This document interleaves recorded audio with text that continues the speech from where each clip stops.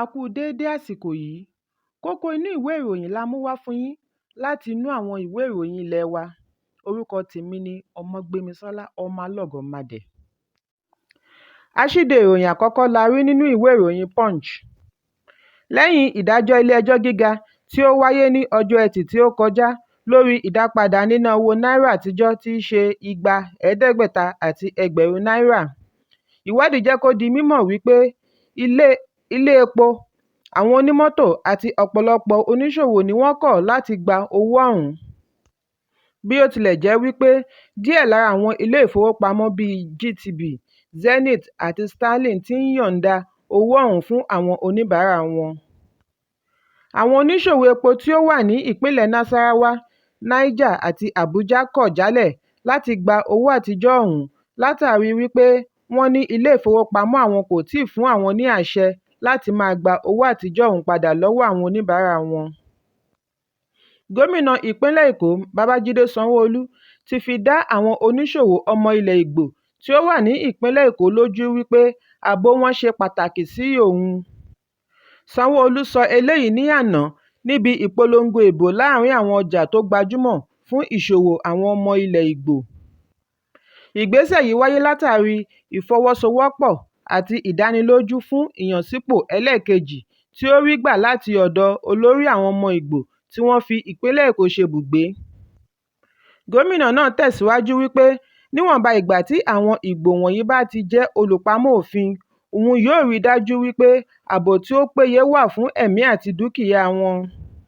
Ẹ̀kúnrẹ́rẹ́ ìròyìn yìí wà nínú ìwé ìròyìn Daily Post tó jáde lónìí.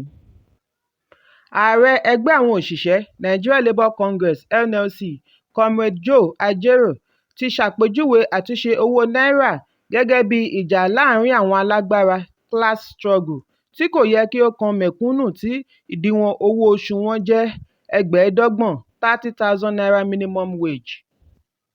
Comrade Emmanuel Ogwuaja tí ó ṣe aṣojú Ajaero sọ ọ̀rọ̀ yìí di mímọ̀ níbi ìṣíde iléeṣẹ́ wọn tuntun tí wọ́n ṣẹ̀ṣẹ̀ kọ́ sí Lọ́kọ́jà ní ìpínlẹ̀ Kogi.